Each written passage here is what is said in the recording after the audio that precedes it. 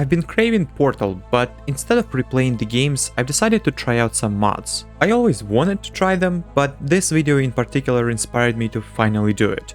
Although the mod I'm covering today isn't featured in that video. Portal Reloaded is a fan-made mod for Portal 2. You play as a test subject 4509, going through tests not only in the far future but also in 20 years from the far future, as the main feature of this mod is a third portal that connects two different points in time rather than two places in space. The look of future and present kept being counterintuitive to me. Even when playing co-op after the main campaign, I kept confusing which one is which. That's not the fault of the game in any way. I think my brain just associates future with something polished and shiny, and present, which in the context of the future is the past, with something old and rusty.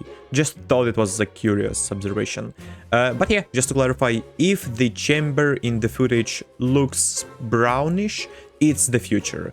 And if it's white, it's the present. If you decide to play the mod for yourself, note the issue with subtitles.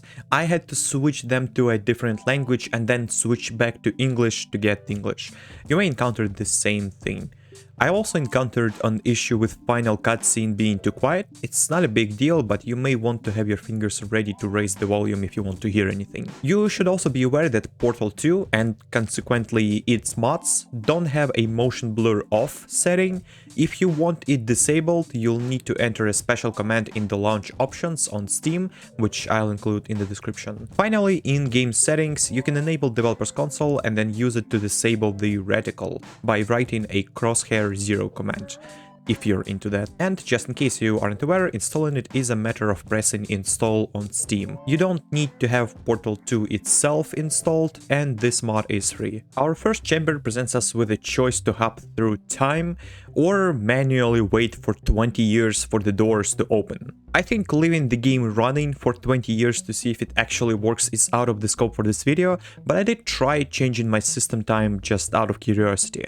I mean, Metal Gear Solid 3 had that one moment in it. What if? As soon as I did that, the game crashed and Steam stopped working, so I couldn't launch the game again. If there is an Easter egg waiting to be discovered, I wasn't the one to find it. However, there is some additional dialogue to be heard. If you stay in the chamber for a few minutes, computer voice tells you that you are now presented with two new choices: step through the time portal or die of thirst. At first, I didn't like this line, but then I found it to be in character for computer voice in this game. The reason I didn't like it initially is because it recontextualizes previous line as a joke. And while it makes sense, from everything we know of Aperture, they are absolutely the company to design a billion-dollar test chamber that prompts subjects to wait for 20 years and simply forget that humans need food and water for survival. After beating the game, however, I found this line to be consistent with what computer voice is.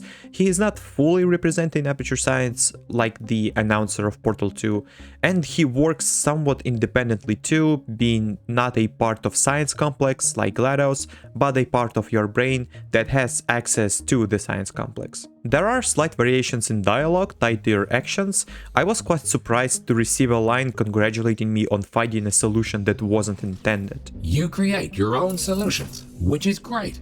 Technically, you are supposed to do something else. But who cares anyway? Keep going. Conversations play out before and after completing the chamber, and I want to compliment game here on the variations of corridors that lead in and out of chambers. It would be so easy to just not have it, but they went out of their way to bring some variety to it. Sometimes something will destroy in front of you, or path will be blocked for you to find an alternative route. Not only is it extra details, I think it helps the game's ending to not look out of place. Every new stage also has new element of that stage placed at the start in this presentable manner, which adds visual flair and makes sense in-game to show new test subjects what will they see in upcoming chambers. I like when mods try to be lore friendly. It's cool when a piece of fanfiction is so good it becomes part of your headcanon, which is why I appreciate what they've done not only with computer voice, but also with restrictions to time travel. Without spoiling too much, it is said that you are the first to survive time travel, and the portal between now and exactly 20 years into the future is the only one that was stable to maintain contained for unknown reasons. If you like Half-Life universe, you know that time travel is a big deal, so putting these two small caveats does help to head-canonize this mod a bit. What doesn't help is the fact that they changed elevators to teleports. This Aperture Science test subject teleportation device will dematerialize your body and rematerialize it in the next chamber. This process is absolutely safe. Usually.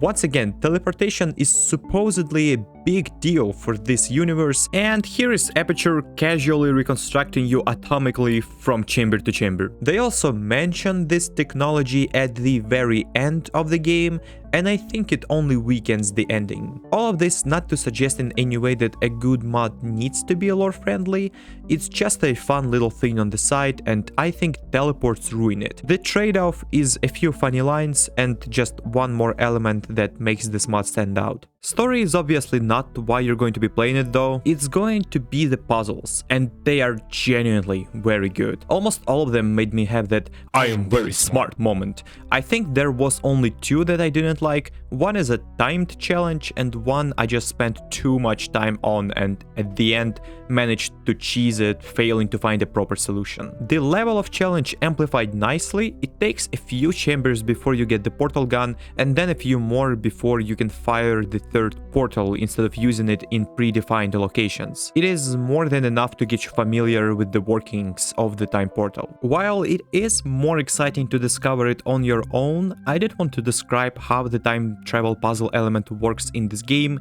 and how the tutorial lies to you. First mind-blowing moment happens when you see the same cube 20 years later change its position when you change its position in the present. You can manipulate the cube in the future however you want, including bringing the cube from the future to the present. But touching the present version of the cube will affect its destiny, and therefore reset the position of the future cube. Second mind-blowing moment happens when you realize you can have 5 different portal entrances open, 6 even if you count time portal as 2 portal entrances. One time portal, blue and orange in the present, and blue and orange in the future.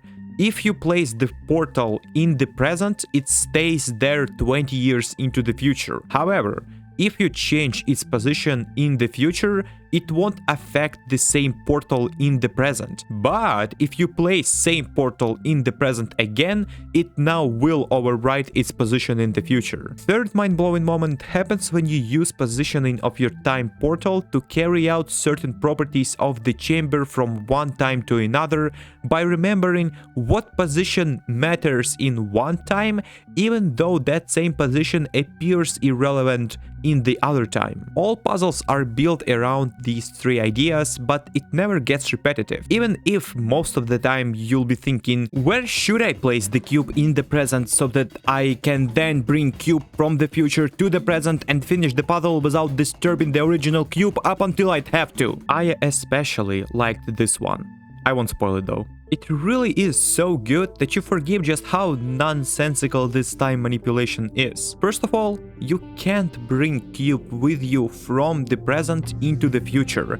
Nice try, but bringing a present cube to the future violates the laws of causality and is therefore impossible. In the tutorial, computer voice says that it's physically impossible, but it's obviously false. You did it again. To clarify, you cannot take a cube from the present with you to the future. We see that it's possible because not only will we be doing that for other objects, such as light bridges, we also constantly transporting ourselves into the future. For the last time, this is physically impossible.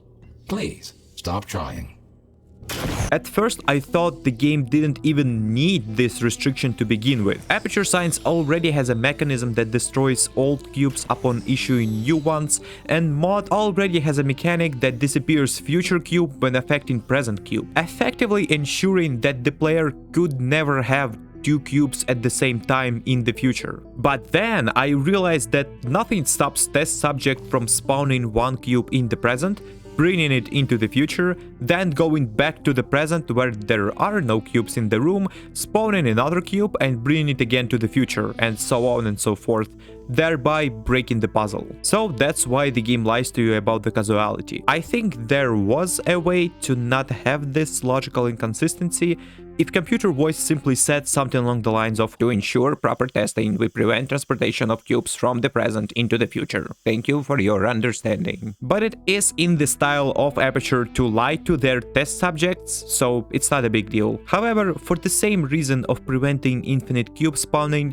if you bring the cube from the future into the present, theoretically, the cube you brought will stay here for remaining 20 years, so a new cube now should appear in the future. Again, I don't think all of this is that important, nor do I think it is really unexplainable with some alternative universe or quantum mechanics BS. It's just fun to think about, which is why I especially liked this puzzle so much. It just demonstrates a paradox of causality in a very visually satisfying manner. There is, however, one paradox that I genuinely want to not be in the game, even though the solution to the puzzle was satisfying to pull off. This is awesome, but also stupid. And that is the final puzzle of the game. Without spoiling too much, part of the solution is to leave cube pushing on the ceiling via tractor beam, and then get it from that spot in the future where there is no working tractor beam. So what, did it just hang on the ceiling for 20 years being totally indifferent to gravity? And that's on top of the game already blatantly cheating to help you with the solution to this chamber by rotating the cube to exact correct angle at exactly the right time. As I say, solution to the puzzle was satisfying, but I think a better version of the final chamber could have existed. It is fun to think about if version of this game with consistent time travel logic could exist. If it did, I think instead of a puzzle, it would either be a cube stacking game or it would be the same but noticeably easier. I want to quickly go over a few things that don't ruin the experience but would be cool to have. Essentially some nitpicks and wishlist. New test subject is clearly just recolored shell. It's better than using default shell model, but a different model altogether would enhance the immersion. I don't like the design of the reticle itself because it abandons the slick look of original instead of building on top of it. I'd like to have the option to disable the reticle and motion blur in settings instead of using developer console or launch options. New design for the gun itself also looks underwhelming. It's just a normal portal gun with some green line painted on top of it and green light. It would be nice to have some sort of effect on the gun when transitioning through gates that activate and deactivate your ability to shoot time portals, sort of same way gun reacts to normal gates that destroy portals, or even cooler if green light on the gun turned off and on when passing through them. Now this one requires a bit of context. In order to place a portal entrance in the place of existing portal entrance, you must relocate previous portal entrance to a different place. It's a non-issue in normal portal because you are dealing with only one portal that has two entrances, so you never need to relocate existing entrances. But in Portal Reloaded, you are dealing with three portals, two normal ones but in different time and one through time. So it gets a bit cramped in the chamber when you want to place a time portal on top of existing portal entrance, or vice versa, and find yourself in a situation where you need to relocate existing portal entrance. A button that would destroy all existing portals, or the ability to override portals with the next one you shot, or better yet, having a portal entrance close if you were to shoot the same one in the same spot again would help. You can soft lock yourself by firing two reverse tractor beams at a time portal. While it would be cool if game detected that and helped you to get out, I don't see this as an issue at all, since there is a very limited amount of rooms where this even could happen, and the game is very generous with checkpoints. There are two endings, but there could have been a third one.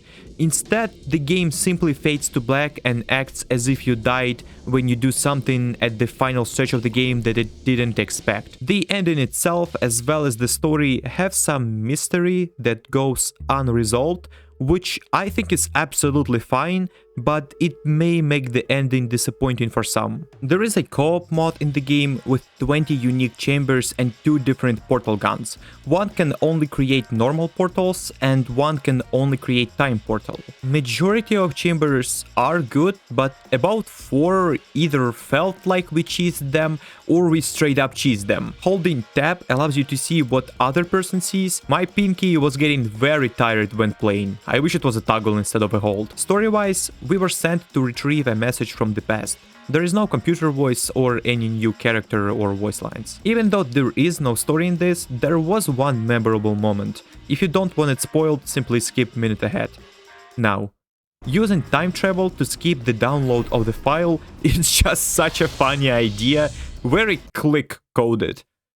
Imagine how confused people who skip to this moment are seeing Adam Sandler's click on the screen. I really enjoyed this mod. If you include co-op, it took 9 hours in total to complete, and I consider it a must-play for Portal fans who want cool puzzles. Even though story and lore elements aren't in focus here, they're still executed really well.